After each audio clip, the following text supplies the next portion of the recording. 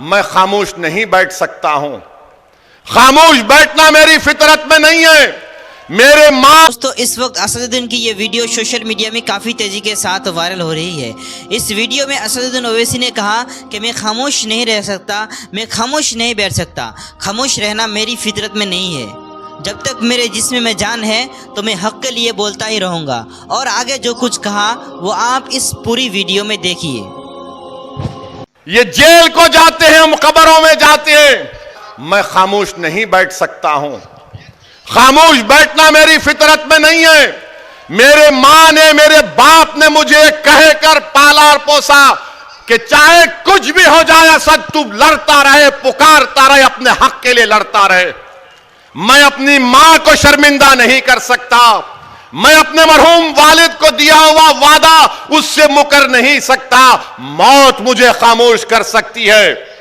तुम गोली चलाओ या कुछ भी कर दो, मगर जब तक रब्बे करीम अपने हबीब के सदक़े में ओवैसी को जिंदा रखेगा, मैं बोलता रहूंगा, लड़ता रहूंगा। मसाइब और मुश्किलात के तूफान से गुजरूंगा। तुमने एक मर्तबा मेरी गाड़ी पर 6 गोलियां चलाई, दोबारा चलाओ प्यारे, मैं तैयार हूं। इस गरीब और मजलूम कौम के लिए मरने को तैयार हूं। तुम चलाओ गोली, कितनी गोली चलाओगे? तुम्हारी गोलियां खत्म हो जाएगी, मगर इंशाअल्लाह ताला मैं मौत से डरने वाला नहीं। मैं डरता हूं इस बात से कि जब कब्र में जाऊंगा और हशर के मैदान में मुझसे क्या हिसाब किताब होगा। मगर दिल का एक कोना पुकार कर कहता है कि गुनाहगार तू है असद, मगर कमली वाला रहमतुल आलमीन है सल्लल्लाहु अलैहि वसल्लम। मेरे अजीज दोस्तों और बुजुर्गों, हिम्मतों को बुलंद रखिए। इस मसाइब और मुश्किलात का खात्मा होगा। अगर दिल में खौफ पैदा होता है कि जुनैद और नसीर से ऐसा हुआ, तो सोचो हजरत सुमैया को नेजा मारा गया, वो शहीद हो गई। रसूलुल्लाह सल्लल्लाहु अलैहि वसल्लम की साहबजादी को नेजा मारा गया था। अगर डर पैदा होता है तो इमाम हुसैन की शहादत को याद करो।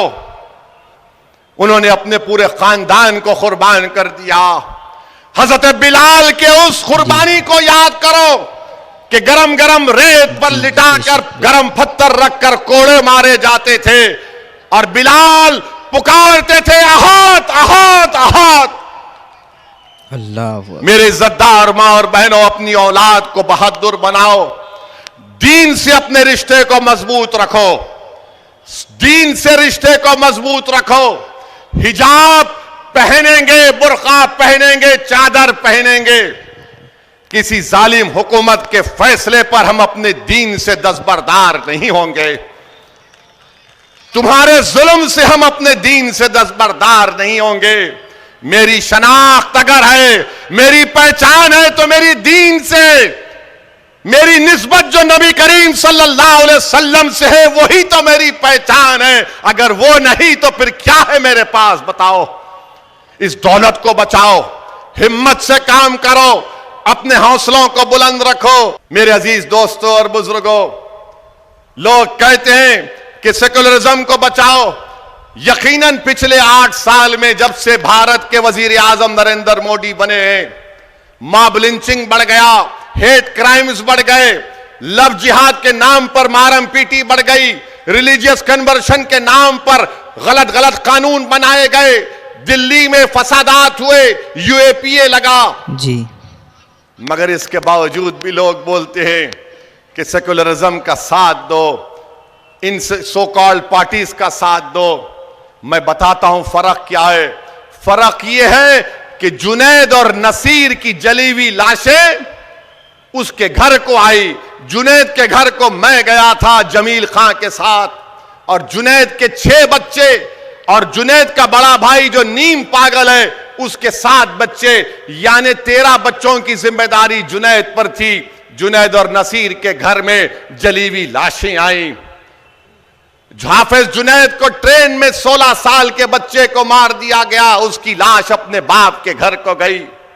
रगबर को मार दिया गया, उसकी लाश उसकी बीवी के पास गई जो बेवा हो गई।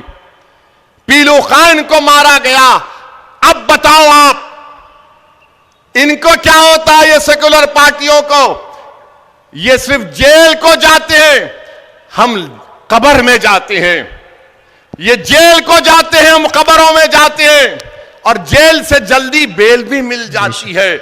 आप बोलेंगे वो कैसे? तो क्या नवाब मलिक को बेल क्यों नहीं मिलती? नवाब मलिक को बेल मिली, किसको मिली फिर? जोर से बोलो, डर रहे कई को? और जोर से बोलो। नवाब मलिक को नहीं मिली।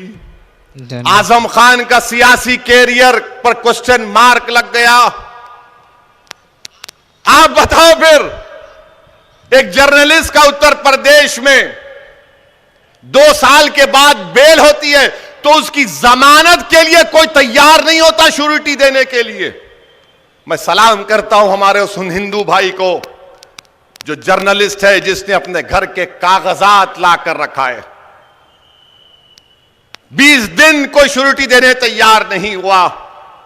मेरी इज्जतदार मां और बहनों, मेरे बुजुर्गों, मेरी एक एक बात पर गौर से सोचिए। वाकई दोस्तों, इनकी एक एक बात जो है काबिल तारीफ है। आप इस वीडियो के बारे में क्या कहना चाहेंगे?